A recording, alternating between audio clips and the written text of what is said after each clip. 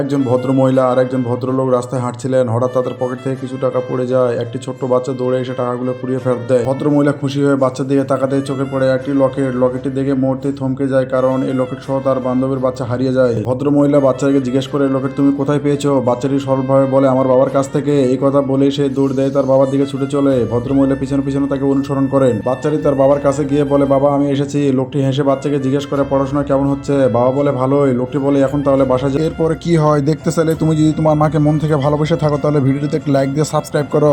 এই পুরো দৃশ্য ভদ্র মহিলা চুপচাপ দাঁড়িয়ে দাঁড়িয়ে দেখছিলেন। এরপর তিনি তৎক্ষণাৎ তার বান্ধবীকে ফোন করে সব খুলে বলেন। বান্ধবী সব শুনে আশায় ভরা মন নিয়ে ছুটে আসেন। ভদ্র মহিলার বান্ধবী আসার সাথে সাথেই বলেন, আমার বাচ্চা কোথায়? ভদ্র মহিলা কিছু না বলে শুধু লোকটির দিকে ইশারা করেন। মেয়েটি তখন ছেলেটির দিকে এগিয়ে যায়। মেয়েটি লোকটির কাছে গিয়ে নাম ধরে ডাক দিলে লোকটি স্তব্ধ হয়ে যায়। সে তাকিয়ে থাকে মেয়েটার দিকে। মেয়েটি বলে, আমার বাচ্চা কোথায়? লোকটি তখন চিনতে পারে এ তো হারিয়ে যাওয়া আমার স্ত্রী, যার সঙ্গে 5 বছর আগে সড়ক দুর্ঘটনায় বিচ্ছেদ হয়েছিল। তারপরে হাত ধরে হাঁটতে হাঁটতে একসাথে তারা তাদের সন্তানের